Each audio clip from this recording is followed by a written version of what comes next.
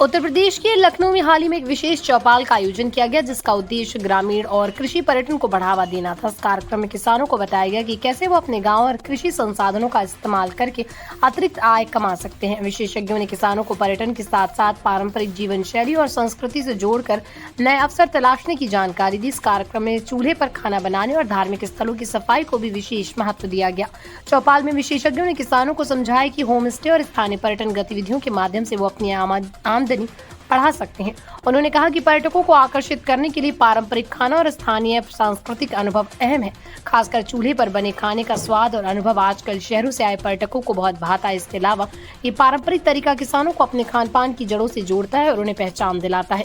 विशेषज्ञों ने किसानों को ये भी बताया कि धार्मिक स्थलों की सफाई और संरक्षण उनके पर्यटन व्यवसाय की सफलता के लिए जरूरी है। साफ सफाई और सौंदर्यीकरण से पर्यटकों को आकर्षित किया जा सकता है। इससे स्थायी पर्यटन मॉडल तैयार किया जा सकता है। उन्होंने कहा, छोटे छोटे कदम जैसे साफ सुथरे रास्ते, शुद्ध पानी और स्थानीय उत्पादों की प्रदर्शनी पर्यटकों के अनुभव को बढ़ा सकते हैं।